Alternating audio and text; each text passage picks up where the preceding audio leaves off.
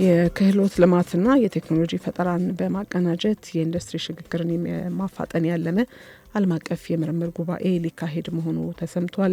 የሕዝብ ተወካዮች ምክር ቤት ዛሬ 25ኛ መደበኛ ስብሰባውን የሚያካሂድበትን ጉዳይ እንመለከታለን። እንዲሁም ከውጭ የዓለም አቀፍ የገንዘብ ተቋም IMF ለሩዋንዳ የ$250 ሚሊዮን የብድር ድጋፍ ማጽደቁን አስታውቋል። ከዚያም ባለፈ ሌሎች የውጭ ጉዳዮችንም እንዲሁ እየተመለከትን የአንድ ሰዓቱን ዋና ዋና ዜናዎች ወደ እናንተ እናደርሳለን። አብራችሁ እንድትቆዩ በአክብሮት እንጋብዛለን። ወደ ቀዳሚው የሀገር ውስጥ ጉዳይ ስናልፍ የሕዝብ ተወካዮች ምክር ቤት ዛሬ 25ኛ መደበኛ ስብሰባውን ያካሂዳል። ስድስተኛው የሕዝብ ተወካዮች ምክር ቤት በ5ኛ ዓመት የሥራ ዘመኑ 25ኛ መደበኛ ስብሰባውን ዛሬ ሰኔ 4 ቀን 2018 እንደሚያካሂድ አስታውቋል።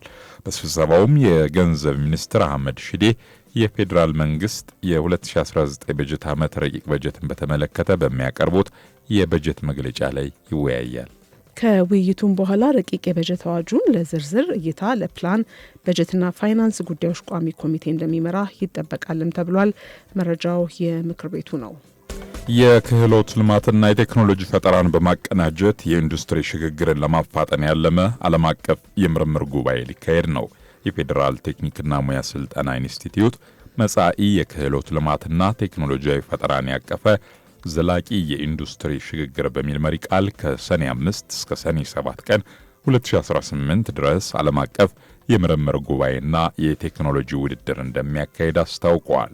ላለፉት 6 ወራት ዝግጅት ሲደረግበት የቆየው ይህ መድረክ በአካዳሚ፣ በኢንዱስትሪ፣ በመንግስትና በልማት አጋሮች መካከል ያለውን ትብብር በማጠናከር ለፈጠራ ምርቶች የገበያ ዕድል ለመፍጠርና የኢንዱስትሪ ሽግግሩን ለማፋጠን የሚያግዙ ምክረ ሀሳቦችን እንደሚያመነጭ ተነስቷል። ይህም ተቋሙን በዘርፉ የላቀ ማዕከል ለማድረግና ኢትዮጵያ በቴክኖሎጂ ውይይት የምታበረክተውን አስተዋጽኦ ለማሳየት ያለመ ነው ተብሏል። በዚህ መድረክ ላይ ከኢትዮጵያ፣ ጀርመን፣ ህንድ፣ ቻይና፣ ናይጄሪያና ሩዋንዳን ጨምሮ ከ16 ሀገራት የተውጣጡ ተመራማሪዎች፣ የፈጠራ ባለቤቶችና ፖሊሲ አውጪዎች እንደሚሳተፉም ተጠቅሷል።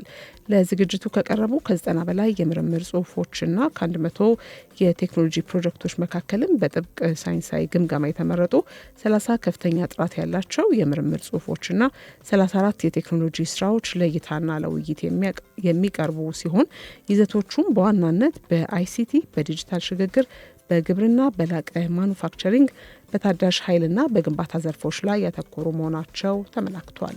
ከውጭ ምንጮች ወዳገኘናቸው ዘገባዎች ስናልፍ በቅድሚያም ከአፍሪካ የዓለም አቀፉ የገንዘብ ተቋም IMF ለሩዋንዳ የ$250 ሚሊዮን የብድር ድጋፍ ማጽደቁን ይፋ አድርገዋል። ድርጅቱ ባወጣው መግለጫ መሰረት ይህ የ38 ወራት የተራዘመ የብድር ፕሮግራም የተፈቀደው ሩዋንዳ በአሁኑ ወቅት እያጋጠማት ያለውን ጠንካራ ዓለም አቀፍ የፋይናንስ ሁኔታ እንድትቋቋምና የኢኮኖሚ እድገቷን ለማስቀጠል እንዲረዳ ነው። ብድሩ ከጸደቀ በኋላ ወዲያውኑ $35.7 ሚሊዮን የሚሆነው የመጀመሪያ ዙር ገንዘብ የሚለቀቅ ሲሆን ይህም የሀገሪቱን የፋይናንስ ክምችት ለማጠናከርና ለዜጎች የሚውሉ መሰረታዊ የማህበራዊ ዋስትና ወጪዎችን ለመሸፈን እንደሚውል ተገልጿል። የሩዋንዳ ኢኮኖሚ ባለፈው የፈረንጆች ዓመት 9.4 በመቶ ከፍተኛ እድገት በማስመዝገብ መልካም አፈጻጸም ቢያሳይም በዘንድሮ ዓመት ግን የዋጋ ግሽበት በከፍተኛ ሁኔታ ጨምሮ 13 በመቶ ላይ መድረሱ ተነግሯል። IMF አክሎ እንዳስጠነቀቀው በመካከለኛው ምስራቅ የተቀሰቀሰው ጦርነት በዓለም አቀፍ ደረጃ የነዳጅና የመዳበሪያ ዋጋን በከፍተኛ ሁኔታ ስላናረው በሩዋንዳ የኢኮኖሚ ጉዞ ላይ የራሱን ጥላ አሳርፏል። በዚህ ሳቢያ የሩዋንዳ ኢኮኖሚ እድገት ከዚህ ቀደም ከተመዘገበበት ከፍተኛ ደረጃ ወርዶ በዘንድሮ ዓመት ከ6.8 በመቶ በታች ሊቀንስ እንደሚችል ተገምቷል። አፍሪካ ኒውስ ዘግቦታል።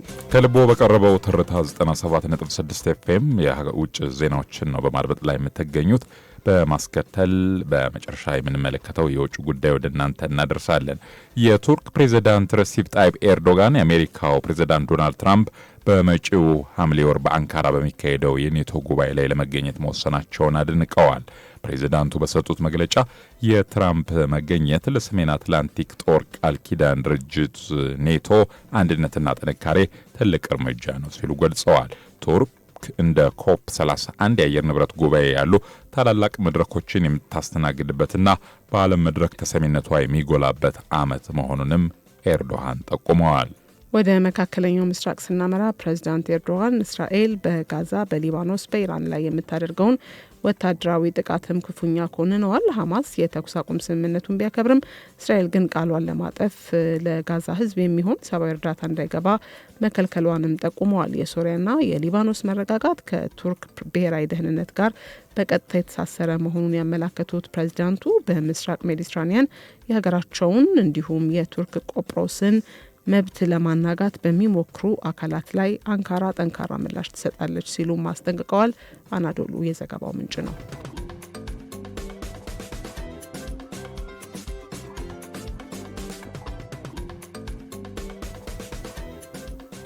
የትርታ ቁርስ መሰናዷችን መደመጡን ቀጥሏል። የዚህ ሰዓት አጋሮቻችን ሆነው አብረውን እየሰሩ የሚገኙ ተቋማት አሉ። ከልብ ነው የምናመሰግነው።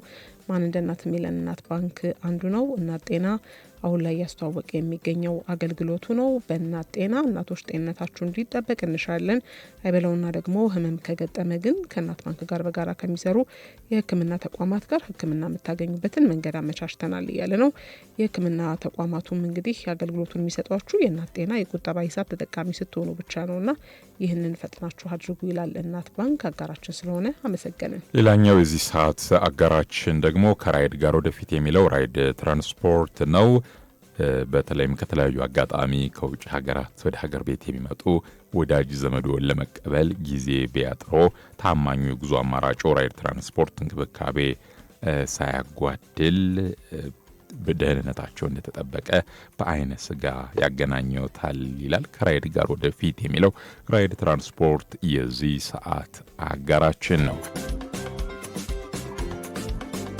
ዕለተ ሐሙስ ሰኔ 4 ቀን 2018 ላይ እንገኛለን። ውድ አድማጮች ከልቦ የቀረበውን ትርታ 97.6 ኤፍኤም ነው እያደመጣችሁ የምትገኙት። አብራችሁን ስላላችሁ እጅግ አድርገን እናመሰግናለን። አሁን በቀጥታ ከሀገር ውስጥና ከባህር ማዶ የተዘጋጁ ዜናዎችን የምናደምጥበት ሰዓት ላይ እንገኛለን። ዋና ዋና ዜናዎችን እናስደምጣለን ማለት ነው።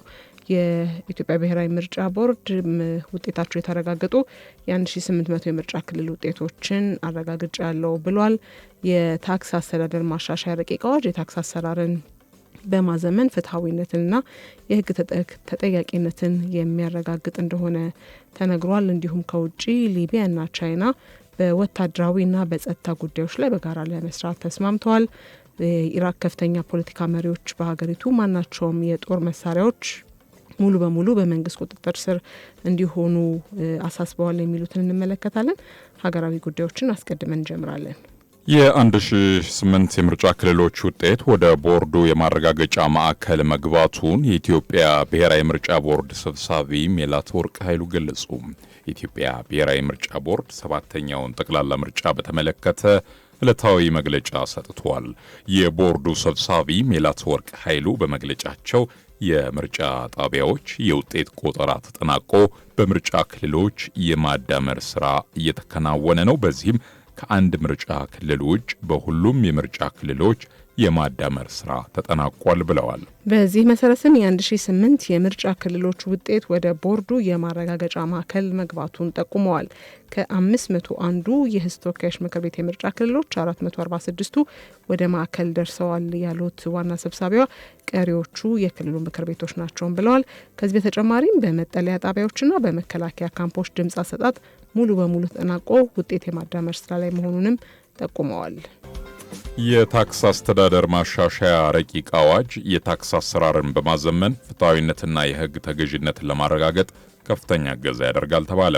በሕዝብ ተወካዮች ምክር ቤት የፕላን በጀትና ፋይናንስ ጉዳዮች ቋሚ ኮሚቴ የታክስ አስተዳደር ማሻሻያ ረቂቅ አዋጅ ላይ ከባለድርሻ አካላት ጋር የአስረጂ መድረክ አካሂደዋል።